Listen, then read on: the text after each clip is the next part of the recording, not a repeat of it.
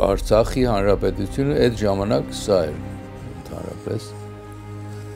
Հանած Շահումյանի շրջանը, որը Ադրբեջանը գրաված էր։ Արցախն է մինչ 2020 թվականի նոյեմբերի 9-ը։ Շատ մեծ կորուստ էր մեր համար Ղարաբաղը։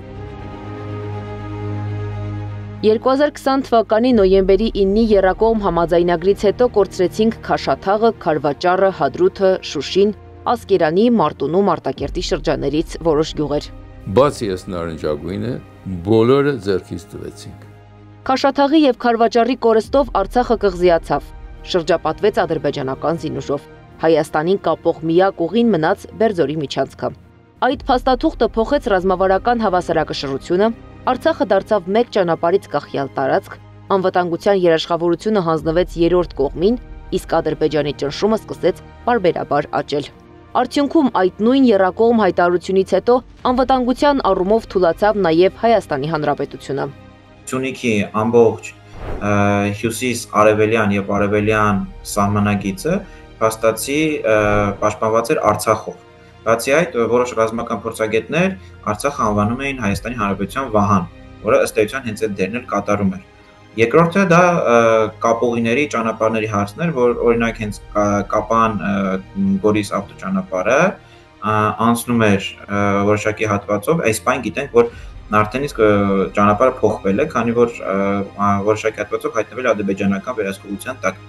Արցախը հարավային Կովկասի ամենաջրառատ լեռնային գոտիներից է, որտեղ ջուրը մաքուր է, խմելու համար պիտանի, առանց լրացուցիչ մշակման։ Շուշիի օկուպացիան Ստեփանակերտին զրկեց կարևոր ջրային պաշարներից,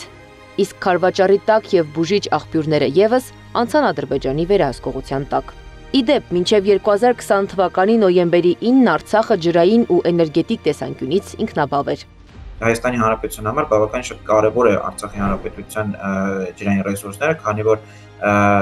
Արցախի Հանրապետության տարածքում ձևավորվող ջրային ռեսուրսների մի մասը հոսում էր Հայաստանի Հանրապետություն եւ այն ուներ բավականին մեծ պոտենցիալ, որը իհարկե մեծ մասով չէր կիրառվում, բայց կարող էր օգտագործվել նաեւ Հայաստանի Հանրապետության կարիքների համար։ Խոսելով Արցախի Հանրապետության համար, մենք պետք է պատկերացնենք, որ Արցախի Հանրապետությունը ամբողջական իր եւ ֆիզիկո-աշխարհագրական բնութագրերով եւ քարտեզներով եւ քարտեզներում արտացոլված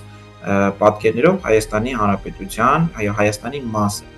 Եթե Քաշաթաղի եւ Քարվաճառի շրջանների կորուստը Հայաստանի հետ կապից է զրկել Արցախը,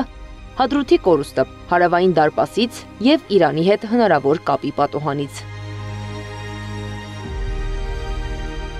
Արցախից մնաց շուրջ 3000 քառակուսի կիլոմետր տարածք։ Նոյեմբերի 9-ի փաստաթղթով Ադրբեջանի պահանջները նշված ժամկետներում Հայաստանի գործող իշխանությունը պարտաճանաչ կատարեց, հանձնելով չգրաված շրջանները։ Նոյեմբերի 9-ի փաստաթղթով ամրագրված էր. Արցախը պետք է անխափան կապ ունենար Հայաստանի հետ։ Գերիները պետք է վերադառնային առանց նախապայմանների։